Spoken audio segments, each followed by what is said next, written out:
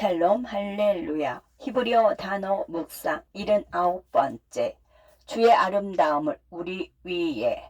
주께서 행하신 일을 주의 종들에게 나타내시며 주의 영광을 그들의 자손에게 나타내소서. 주 우리 하나님의 은총을 우리에게 내리게 하사 우리의 손이 행한 일을 우리에게 견고하게 하소서. 우리의 손이 행한 일을 견고하게 하소서. 시편 90편 16, 17절. 많은 성경학자는 시편 90편의 저자가 모세라고 생각한다. 모세는 하나님의 영광에 대해 몇 가지를 알고 있었다. 그는 하나님께 그분의 영광을 계시해 달라고 요청했고 하나님은 그렇게 하셨다. 성경은 하나님께서 모세에게 카보드, 즉 하나님의 영광이 아닌 하나님 사랑의 친절을 의미하는 헤세드를 계시하셨다고 말한다. 위 연구 구절에서 모세는 하나님께서 그분의 자녀들에게 하다르를 계시하실 것이라고 말한다. 일부 번역에서는 이 단어를 영광으로 번역하지만 하달은 실제로 아름다움, 위엄, 광채를 의미한다. 시편 90편 16절은 주의 행하신 일을 주의 종들에게 나타내소서로 시작한다. 워크를 의미하는 히브리어는 파알로서 사람의 활동이나 행위, 한 사람이 한 일을 나타낸다. 주님은 그분의 종들에게는 자신의 행하신 일과 행하실 일을 보여주시고 그분의 자녀들에게는 주님의 아름다움을 보여주신다. 17절에서 모세는 여호와의 아름다움이 우리에게 임하는 것에 대해 말한다. 아름다움은 히브리어로 노암으로서 즐거움을 의미한다.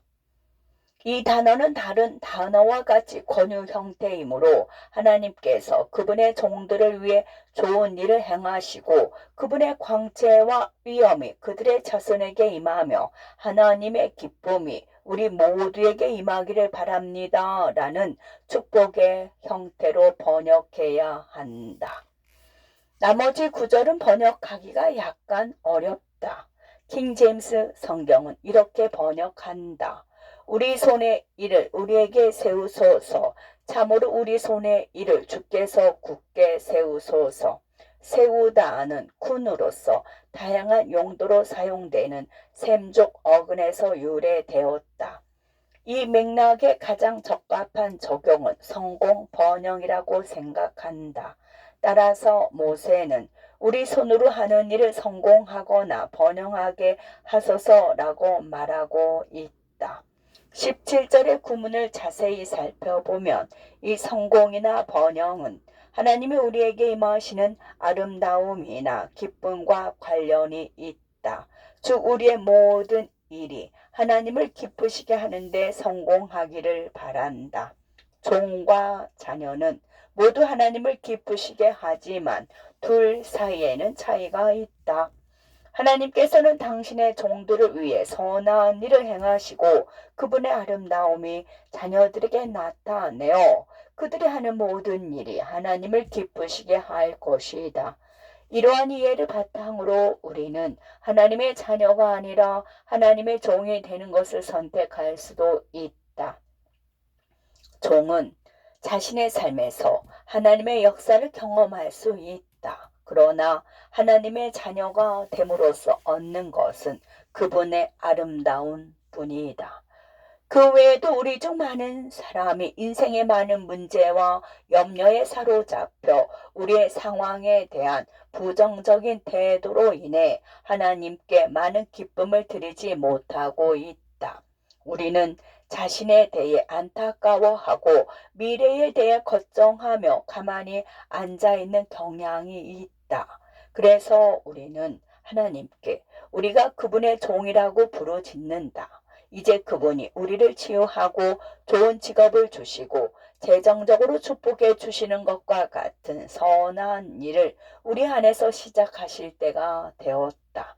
그 일이 끝나면 우리는 하나님께 기쁨을 드리는 일을 할 수 있다. 그러나 나는 하나님께서 우리를 어린아이의 상태로 인도하시는 것이 아닌지 궁금하다. 종을 의미하는 히브리어 단어는 아바드로서 문자 그대로 노예, 속박을 의미한다. 우리는 진정으로 우리 자신을 하나님께 완전히 속박하도록 허용했는가? 아니면 하나님의 노예가 되도록 허용했는가? 모세는 이 단어 아바드 즉 노예에 대해 알고 있었다. 그는 이집트에서 하나님의 백성의 노예가 된 것을 이해했다. 노예는 모든 것을 주인에게 전적으로 의존해야 했다. 3. 존재, 다음 식사는 모두 주인의 손에 달려 있었다. 이스라엘 자손이 이집트를 떠났을 때 그들은 하나님의 아름다움과 광채를 자유롭게 경험할 수 있었다. 그들에게 새로운 주인이 생겼고 새 주인은 그들을 먹이고 사랑으로 돌봐주었다. 또한 새 주인은 아름답고 장엄했다. 그러나 이스라엘 백성은 옛 이집트 주인에게 받은 것처럼 새로운 주인으로부터 기본적인 필요를 충족시키는데 너무 몰두하여 그분의 위엄을 보려고 하지 않았다. 실제로 그들은 모세에게 당신은 구름 속으로 들어가 우리의 새 주인이 우리에게 무엇을 원하는지 알아보고 우리에게 보고하라고 말했다. 모세가 구름 속에서 돌아왔을 때 백성에게 이렇게 말했을 것이다. 우리의 주인은 매우 아름답고 찬란하며 훌륭하십니다. 여러분은 그것을 보아야 합니다. 그것만 보아야 합니다. 그러나 백성은 새 주인의 아름다움에는 관심이 없었다. 그들은 다음 식사에만 관심이 있었고 걱정했다. 우리를 위한 적용은 우리는 죄의 노예였던 옛 주인으로부터 구원받았다는 사실이다. 우리에게는 아름답고 찬란한 새 주인이 있고 그분의 하다르 즉 아름다움을 보여주기 원하시는 새로운 주인이 있지만 우리는 개인적인 필요와 욕구에 너무 집중하느라 그분의 아름다움을 볼 시간이 없다. 차라리 다른 누군가가 구름 속으로 들어가 하나님께서 말씀하시는 것을 우리에게 말해주기를 바란다. 우리의 필요가 충족되면 우리는 그 구름을 더 잘 이해할 것이다. 우리 대부분은 위로나 기도 응답의 열쇠와 같은 무언가가 필요할 때 그분이 우리에게 호의나 파알, 일이나 기적 행하기를 바랄 때 성경을 읽는다. 우리는 정말 하나님의 말씀을 읽으면서 그분의 파알이 아닌 그분의 하다르, 아름다움을 찾기 위해 하나님의 말씀을 읽어야 한다. 이 책의 모든 히브리어 단어 연구는 내 일기에서 비롯되었다. 때때로 나는 이 일이 하나님의 아름다움과 광채보다 오히려 하나님의 일에 초점을 맞추고 있음을 깨닫는다.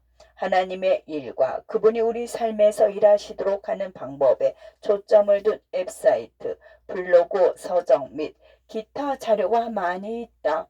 거기에 내 목소리를 추가할 필요는 없다. 나는 그분의 아바드 또는 노예가 되는 것을 넘어 개인의 필요, 욕구, 원함을 충족시킨다는 생각을 다루지 않기 때문에 일반적으로 들을 수 없는 목소리를 들려주고 싶다. 나는 나의 글이 하나님을 아버지로 바라보는 자, 단순히 그분의 자녀로서 관계를 맺고 그분의 하다르, 아름다움과 위엄을 보고 싶어하는 사람의 목소리가 되기 원한다. 우리는 하나님으로부터 무언가를 얻는 방법에 초점을 맞추는 것이 아니라 그분이 우리 삶에서 행하시는 선한 일뿐만 아니라 그분의 아름다움과 위엄을 찬양함으로 그분의 마음을 기쁘게 하는데 초점을 맞추어야 한다.